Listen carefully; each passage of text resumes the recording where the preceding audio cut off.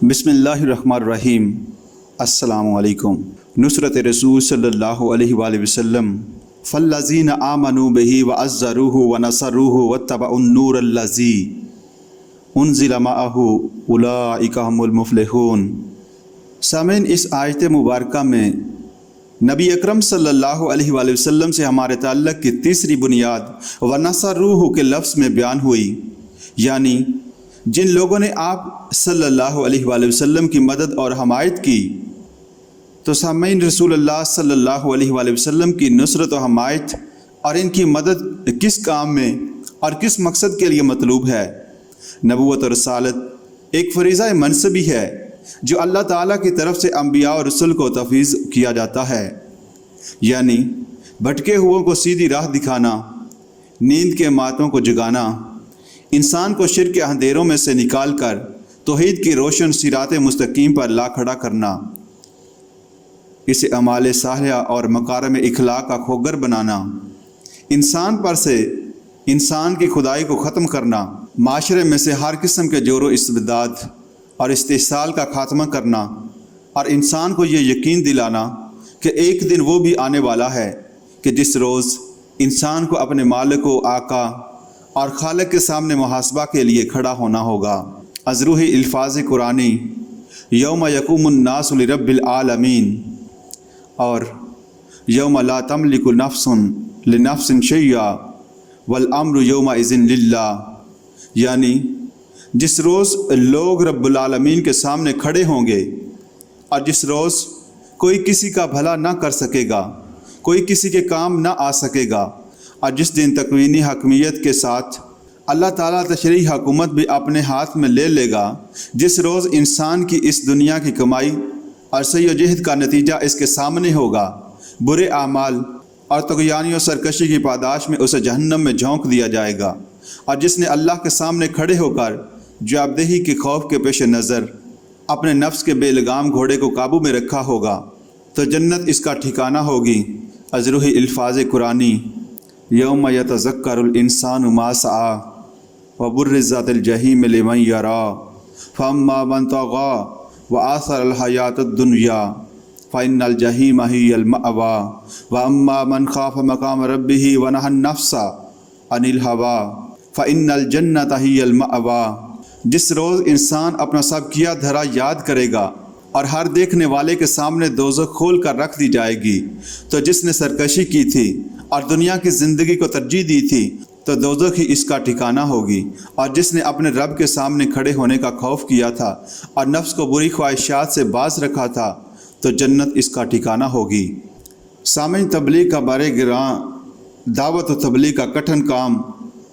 شرک کے اندھیروں کو دور کر کے نور توحید پھیلانے کی یہ بھاری ذمہ داری، بدمستوں اور مدہوشوں کی اصلاح کا یہ مشکل کام، طاغوت سے پنجہ آزمائی اور باطل کی آنکھوں میں آنکھیں ڈال کر حق کی سربلندی اور اقامت دین کے جان جوکھوں کے یہ مراحل طے کرنا، یہ تھا وہ بار گراں جو نبوت اور رسالت سے سرفراز ہونے کے نتیجہ میں محمد رسول اللہ صلی اللہ علیہ وآلہ وسلم کے کندھوں پر آیا تھا۔ اس بار گراں کی خبر حضور صلی اللہ علیہ وآلہ وسلم کو نبوت کے آغاز ہی میں دے دی گئی تھی۔ سورۃ المزمل میں فرما دیا گیا تھا اِنَّا سَنُلْقِي عَلَيْكَ قَوْلًا ثَقِيلًا، یعنی ہم عنقریب آپ صلی اللہ علیہ وآلہ وسلم پر ایک بھاری فرمان نازل کریں گے، ایک بھاری بوجھ ڈالیں گے، اور یہ بھاری فرمان اور بھاری بوجھ چند ہی دنوں بعد ان حضور صلی اللہ علیہ وآلہ وسلم کے شانوں پر رکھ دیا گیا۔ سورۃ مدثر میں حکم آ گیا یا ایھا المدثر قم فانذر وربک فکبر، یعنی اے کپڑا اوڑھ کر لیٹنے والے، کھڑے ہو جاؤ اور خبردار کرو، نیند کے ماتوں کو جھنجھوڑو، ان کو ہوشیار کرو، ان کو باطل عقائد اور غلط اعمال کے انجام بد سے ڈراؤ اور اپنے رب کی کبریائی کا اعلان کرو۔ سورۃ مدثر کی تیسری آیت میں نبی اکرم صلی اللہ علیہ وآلہ وسلم کو تکبیر رب کا حکم دیا گیا، جس کے معنی صرف اللہ اکبر کہہ دینا اور اللہ کی بڑائی بیان کر دینا ہی نہیں، بلکہ فی الواقع وہ نظام قائم اور برپا کر دینا ہے جس میں تشریعی حیثیت سے بھی اللہ تعالیٰ ہی کو حاکم اعلیٰ اور مقتدر مطلق تسلیم کیا جائے، اسی کا حکم حرف آخر ہو، اس کی مرضی تمام مرضیوں پر حاوی ہو جائے، اور سیدنا حضرت مسیح علیہ السلام کے بقول جس طرح اس کی مرضی آسمانوں میں پوری ہوتی ہے اسی طرح زمین پر بھی پوری ہو،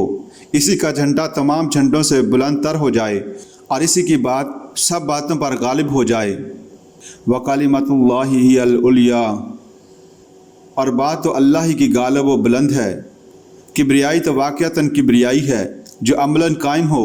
محض کتابوں میں لکھی ہوئی کبریائی تو کوئی کبریائی نہیں، محض زبان سے کہہ دینے سے تو کسی کی بڑائی اور کبریائی قائم نہیں ہوتی، بلکہ بڑائی اور کبریائی تو دراصل وہی ہے جس کو بالفعل بڑائی اور کبریائی تسلیم کیا گیا ہو۔ تکبیر رب کا حقیقی مفہوم یہ ہوگا کہ اللہ تعالیٰ کی زمین پر اس کے احکام، اس کی ہدایات اور اس کے اوامر و نواہی کی تعمیل کی جا رہی ہو، اس کا عطا کردہ آئین اور اس کے نازل کردہ قوانین عملاً نافذ ہوں، اور اس طرح اسے حقیقی طور پر مقتدر تسلیم کیا گیا ہو۔ سامعین، دعوت و تبلیغ کی غایت اولا مدنی دور میں اس بات کو مزید واضح کر دیا گیا، چونکہ خاتم الانبیاء والمرسلین ہیں، لہذا دعوت و تبلیغ کے ساتھ ساتھ اظہار دین حق اور غلبہ دین متین بھی نہ صرف آپ صلی اللہ علیہ وآلہ وسلم کے فرائض رسالت میں شامل ہے، بلکہ آپ صلی اللہ علیہ وآلہ وسلم کی بعثت کی غایت اولا ہے، چونکہ تا قیام قیامت کوئی اور رسول یا نبی آنے والا نہیں۔ بنی نوح انسان پر اتمام حجت کے لیے اللہ تعالیٰ نے جہاں اپنی آخری کتاب اور مکمل ہدایت نامے قرآن مجید کی حفاظت کا خود ذمہ لیا، وہاں یہ بھی ضروری قرار دیا کہ دین حق بتمام و کمال قائم بھی ہو، تاکہ انسان کے لیے کوئی عذر پیش کرنے کا موقع باقی نہ رہے۔ یہ مضمون مدنی دور کی 3 صورتوں سورۃ توبہ، سورۃ الفتح اور سورۃ الصف میں وضاحت کے ساتھ بیان کر دیا گیا۔ هو الذی ارسل رسولہ بالہدی ودین الحق لیظہرہ علی الدین کلہ، وہی ہے اللہ جس نے بھیجا اپنے رسول محمد صلی اللہ علیہ وآلہ وسلم کو الہدا، قرآن حکیم اور دین حق اسلام دے کر، تاکہ وہ اس ہدایت اور دین حق کو پورے کے پورے دین یعنی نظام حیات پر غالب کر دے۔ تو یہ تھا وہ بھاری بوجھ جو نبی اکرم صلی اللہ علیہ وآلہ وسلم کے کاندھوں پر رکھا گیا تھا، اور ظہور نبوت کے وقت صورتحال یہ تھی کہ آپ صلی اللہ علیہ وآلہ وسلم اس وقت پورے عالم انسانی میں اس دعوت کے علمبردار کی حیثیت سے بالکل یکا و تنہا تھے۔ دنیا کے بدکدہ میں توحید کا غلغلہ بلند کرنا، تکبیر رب کا نعرہ لگانا، خدا کی کبریائی کو عملاً نافذ کرنے کی جدوجہد کرنا، اظہار و غلبہ دین کے لیے کشمکش کرنا، امر بالمعروف اور نہی عن المنکر کا داعی بن کر کھڑا ہونا، اعمال صالح اور مکارم اخلاق کی دعوت کا علم بلند کرنا، اور ظلم و تعدی، جور و ستم اور استبداد و استحصال کے خلاف سینہ سپرد ہونا کوئی آسان کام تو نہیں تھا، اس لیے اسے قول ثقیل سے تعبیر کیا گیا۔ تکبیر رب کی خاطر کھڑے ہونے کا مطلب پورے معاشرے سے اعلان جنگ تھا، اور حضور صلی اللہ علیہ وآلہ وسلم کو حکم تھا کہ قم فانذر وربک فکبر، یعنی کھڑے ہو جاؤ، پس بنی نوح انسان کو خبردار کرو اور اپنے رب کی بڑائی کا اعلان کرو۔ آپ صلی اللہ علیہ وآلہ وسلم سے فرمایا گیا کہ آپ اس فریضہ رسالت کی ادائیگی فرماتے رہیں، اور ولو کارہ المشرکون اور ولو کارہ الکافرون، کہ مصداق چاہے مشرکوں اور کافروں کو یہ کتنا ہی ناگوار گزرے، وہ لوگ جن کے مفادات پر ضرب پڑ رہی ہو وہ کتنا ہی راستہ روکیں اور مزاحمت کریں، وہ لوگ جن کی جھوٹی مذہبی قیادتیں خطرے میں پڑ گئی ہوں، وہ چاہے کتنی مخالفتیں کریں، کتنی ہی صحبتیں پہنچائیں، ظلم و تشدد کا کتنا ہی بھیانک مظاہرہ کریں، اور جور و تعدی کے کتنے ہی پہاڑ توڑیں، ان تمام مخالفتوں، مظالم اور استبداد، ان تمام معانے کے باوجود اور ان تمام شدائد و مصائب کے باوجود نبی اکرم سرور عالم، محبوب خدا، رحمت للعالمین، خاتم النبی، خاتم الانبیاء المرسلین، محمد رسول اللہ صلی اللہ علیہ وآلہ وسلم کے فرائض منصبی میں شامل تھا کہ تکبیر رب کا جھنڈا بلند کرنے کے لیے طاغوتی طاقتوں سے پنجہ آزمائی کریں، باطل قوتوں سے نبرد آزما ہوں، اور اس راستے میں ہر نوع کے شدائد و مصائب اور ہر طرح کے طنز و استہزاء اور طعن و شنید کے بار برداشت کریں۔ یہ وہ بھاری بوجھ اور بھاری ذمہ داری تھی جو محمد رسول اللہ صلی اللہ علیہ وآلہ وسلم کے کاندھوں پر ڈالی گئی تھی۔